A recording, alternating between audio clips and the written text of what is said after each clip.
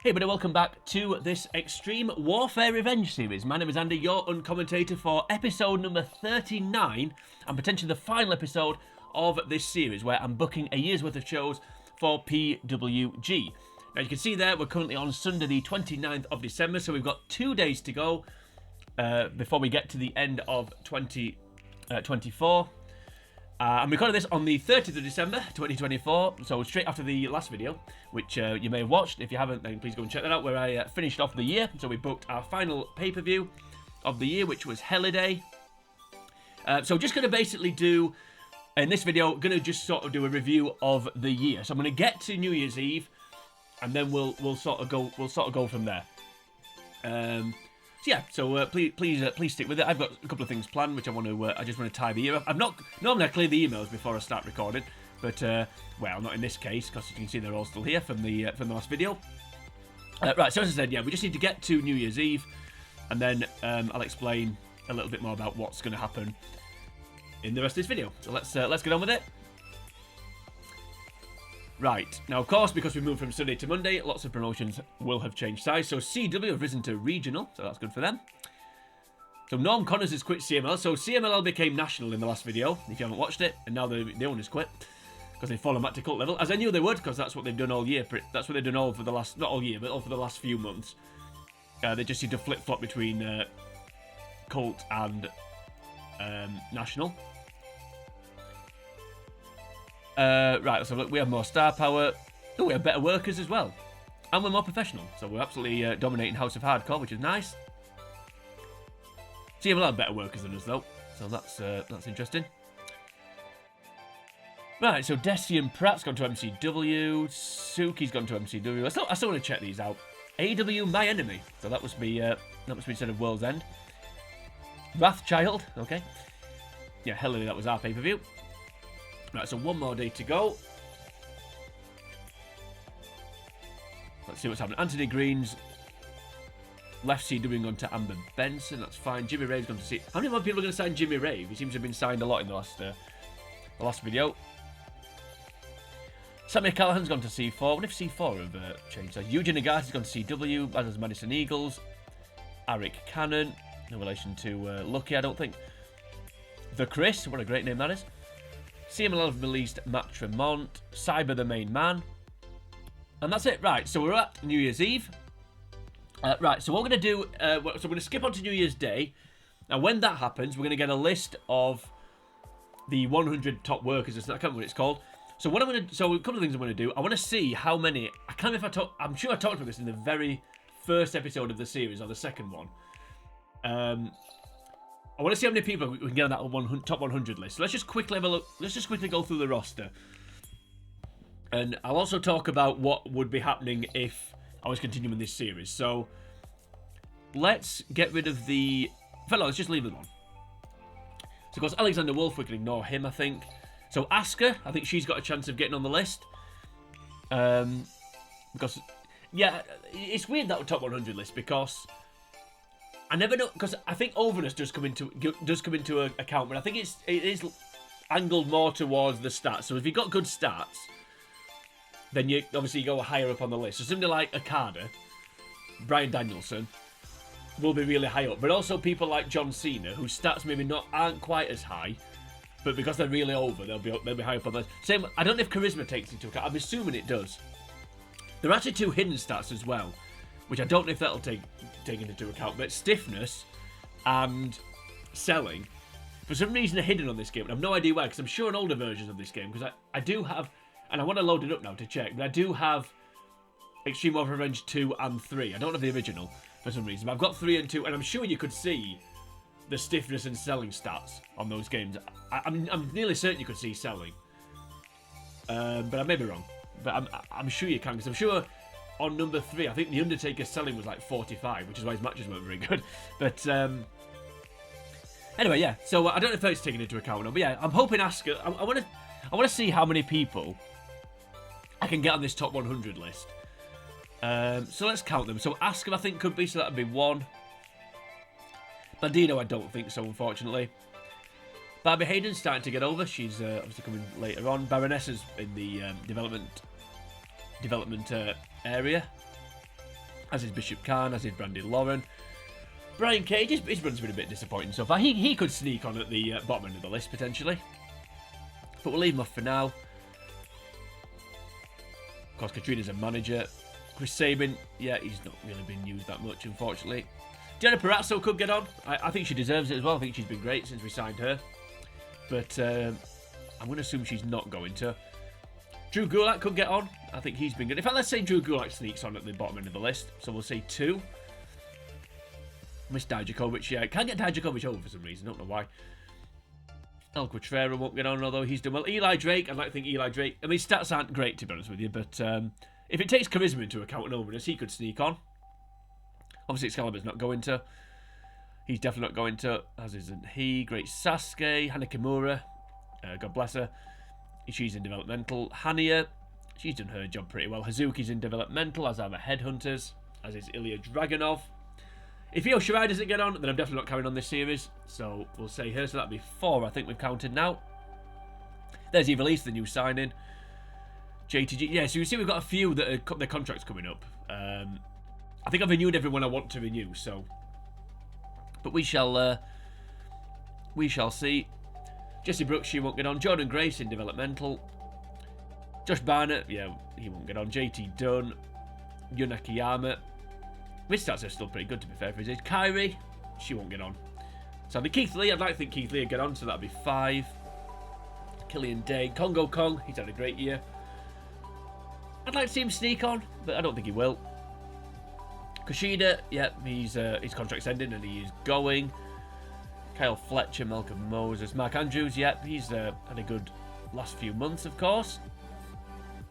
Yeah, see, Mark Haskins, I said this in the last video, because he lost a load of overness, that match with Pac wasn't as good as it could have been, and he's a tweener rather than a full-on babyface, so yeah, a bit disappointing there. MJF's in developmental. Mia Yim, if she doesn't get on the top 100 list, then I am definitely quitting. So I think that's 6 I've counted now. Foley might get on, even though his stats are rubbish, but because he's over. I don't think he will though, to be fair. He might sneak on at the bottom. I've lost count already. Was it 6? I don't know. Nicole Matthews. She's been awesome in the time she's been here. The little things that she's done. Octagon. Orange Cassidy, one half of the tag team champs. Pac should get on. So that'd be 7, I think, I'm up to now. Paige might sneak on. Hope so. Real one. Kind of hope he doesn't, to be honest with you. Enzo Mori in brackets, of course. No chance for Ricky Morton. Riho's in developmental. No chance for Gibson or Sanson or Shad or Shane Thorne. Shanna, Mr. Loverman, she is going. Which is why she's been losing recently. Just to put a couple of people over on the way out. Shota Umino is in... Is he in the Wrestle Kingdom main event? Or am I thinking of somebody else? I'm sure he is. I'm sure he's taking on Zack Sabre Jr. Could be wrong. Can't remember. Is it Shota Umino? If it's not, then I'm not sure who it is. Anyway. Ren Narita? Is it Ren Narita? I don't know. Anyway, move on. So Super Astro Jr., he's obviously in developmental. Super Dragon won't be him, of course. There's Taryn Terrell. She's done, so we can release her, but we'll keep hold of her for now. Ty Conti in developmental. Tennille Dashwood, she might sneak on. She could sneak on. Terrell Hughes, of course, Devon Dudley's son. They're both in developmental, both his sons. The Barbarian, I'd like to think he'll get in the top 10 of this top 100. I'm expecting that. Just one place behind the Warlord, of course. I'd like to think the Rock will get on.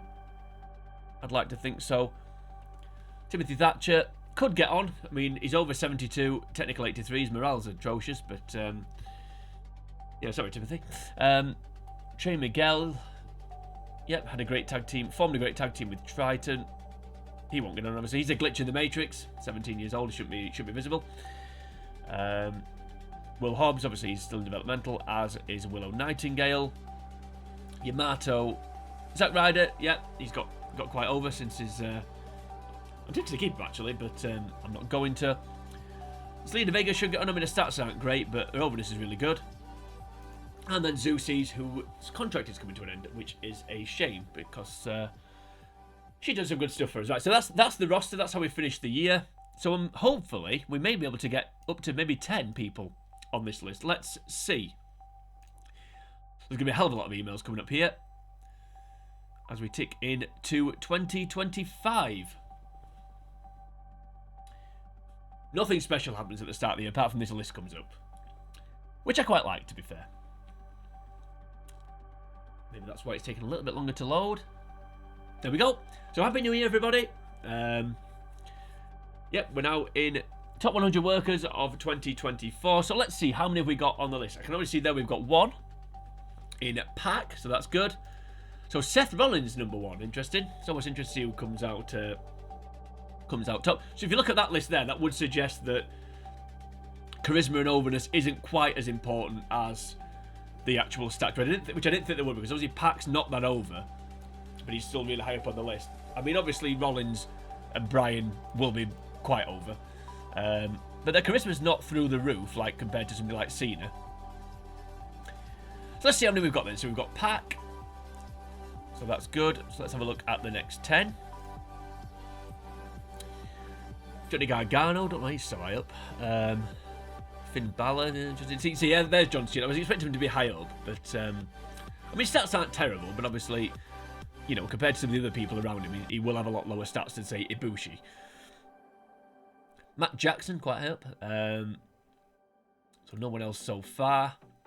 Maybe I was being a bit ambitious with 10. Oh, there we go. There's EO. So we make it to this series because she's on there, which is good. So with Joe, Roman Reigns, Marty Skrull, no comment. Tanahashi, Pete Dunne. Pete Dunne better than Cesaro, apparently. Dalton Castle quite up, although Dalton Castle's stats are quite good on this game. That's probably why.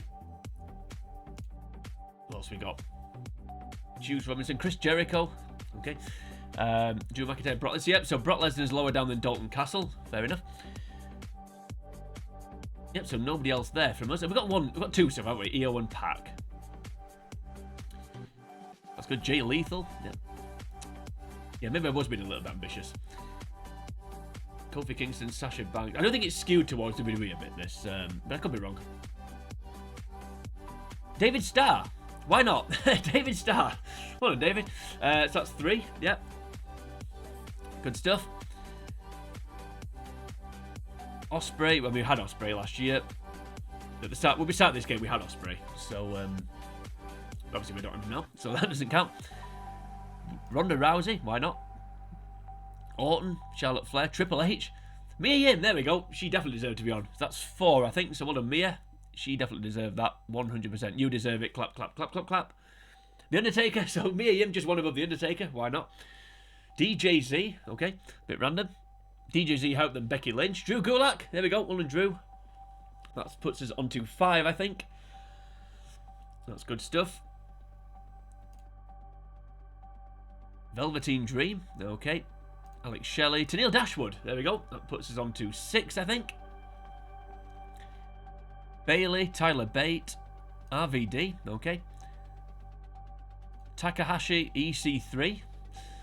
Must have booked him better in this one than did in real life. I booked, well, I say better more. There we go. Asuka and Keith Lee. Next to each other on the list, so that's good. So I think, are we up to 7 now? I think I said maybe 10. Who's not got on there, I think, that I said might get on? I think The Rock and Foley. But obviously their stats are not that great, to be honest with you, apart from their charisma and overness. And then finally, the last 10. Hey, there we go. The Rock has 6. And that's Brian Cage, so that's good stuff. Shane Strickland. Yeah, Shane Strickland's overness is like less than 50, so clearly that really isn't a factor. To some extent. But then again, The Rock being on once. Just BXB Hulk! Didn't notice you there. Missed that one. Okay, so how many did we get in the end? Was it 8 or 9? I lost count. Anyway, it doesn't matter. But yeah, so we've got a few people on, so that's good. I'm glad about that. That's nice. Right, now let's just see. I'm not going to go through all these emails because there's going to be quite a few, but let's just see. 127, my goodness me. Right. Like I said, we're not going to go through all these. I'm not going to go through them all. So WMF have announced their rosters, so they've Mayu Iwatani and Tajiri. Interesting, the 2 interesting signings there. And then a few other people, so that's good. Good stuff. Of course, it's Wrestle Kingdom season, so EO won't be available very, very shortly. Should we go through the emails? I'm tempted to go through, but I don't know.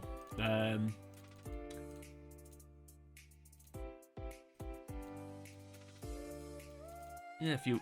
No, not Goldberg. I don't know. I don't like seeing people retire. Don't know why. Yeah, so a few interesting things. Yeah, yeah, okay. So we kind of just skipped through that, but Done happy. Will Hobson ready to come out of development. Right. So just one last little bit I want to do before we end the series, potentially.